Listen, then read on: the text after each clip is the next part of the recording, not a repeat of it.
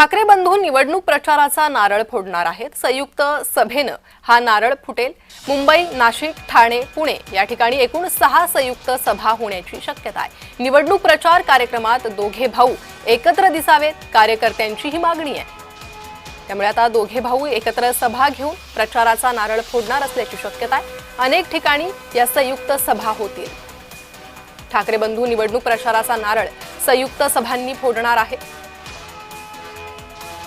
मुंबई, नाशिक, ठाणे, पुणे या ठिकाणी एकूण 6 संयुक्त सभा होण्याची शक्यता आहे। निवडणूक प्रचार कार्यक्रमाला दोघा भावांनी एकत्र दिसावं, एकत्र प्रचार करावा, कार्यकर्त्यांकडून ही मागणी होते। दोन्ही पक्षाच्या कार्यकर्त्यांकडून ही मागणी होऊ लागलेली आहे।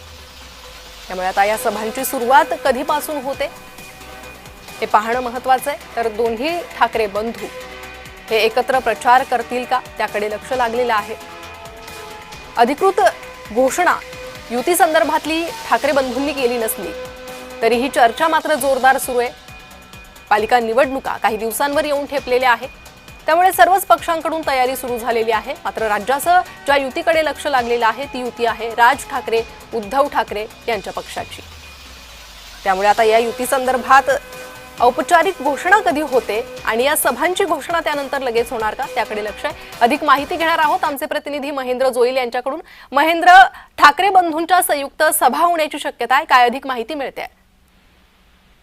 नक्कीच ठाकरे बंधूंचा जो निवडणुकीचा प्रचाराचा जो नारळ आहे तो संयुक्त सभेने होणार आहे। एकत्रित जी संयुक्त सभा आहे ती घेऊन युतीबाबत जी आहे ती घोषणा केली जाणार आहे। आणि संपूर्ण निवडणूक प्रचार कार्यक्रमात मुंबई, नाशिक, ठाणे आणि पुणे येथे एकूण 6 संयुक्त सभा होण्याची जी आहे ती शक्यता आहे। त्याचबरोबर निवडणूक प्रचार काळामध्ये नाशिक, ठाणे आणि पुणे आणि मुंबईत दोन्ही ठाकरे बंधूंनी सभा घ्याव्या अशी पदाधिकाऱ्यांची मागणी आहे। आणि त्यात नंतर पाहायला गेलं तर आपण निवडणूक प्रचारात दोघे भाऊ जास्तीत जास्त एकत्रित दिसावे ही कार्यकर्त्यांची इच्छा आहे। त्यामुळे आता पाहायला गेलं तर ज्या पद्धतीने आता युतीची घोषणा 1-2 दिवसातच होण्याची शक्यता आहे। त्याचबरोबर मुंबईत जर पाहायला गेलं तर मुंबई पश्चिम उपनगरात आणि पूर्व उपनगरात अशा एकूण संयुक्त 3 सभा होण्याची शक्यता आहे। ठाणे, नाशिक, पुणे प्रत्येकी अशा जर पाहायला गेलं तर एकूण 6 सभा होत याही